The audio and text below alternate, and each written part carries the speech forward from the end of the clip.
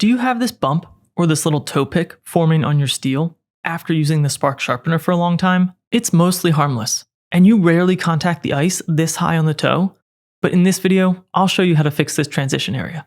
Or I hope to. I haven't fixed these yet, so we'll do it together live. You'll need to order the Sparx Blade Lifts. They're only $5, so just add them to your next order. Or, if you have a 3D printer, you can also visit the 3D Print Center on the Sparx website and download the files. First, let's just take a brief look at the instructions that come with the blade lifts. Basically, you normally sharpen your skates with a toe facing right? And over time, this transition point can develop. But today, we're going to load the blade lifts into the right side of the clamp, with the tapered part facing the center of the skate clamp, and then we're going to sharpen with our toe facing left. So if we look at this beautiful animation I have here that recreates the side view of the sharpener, the blade lifts simply help us force the grinding ring higher on the toe. And that will eliminate the transition point.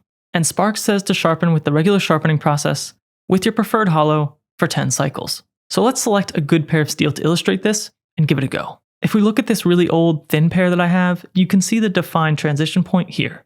I've only ever sharpened these on the Sparx, and they're actually a good example of one of the main Sparx benefits. You won't get that banana blade effect after lots of sharpening if you use the Sparx.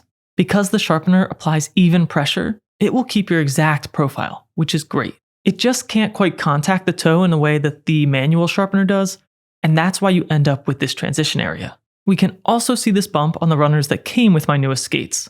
Now, this isn't my favorite set, but I've sharpened them enough to create the bump. So let's use these for today.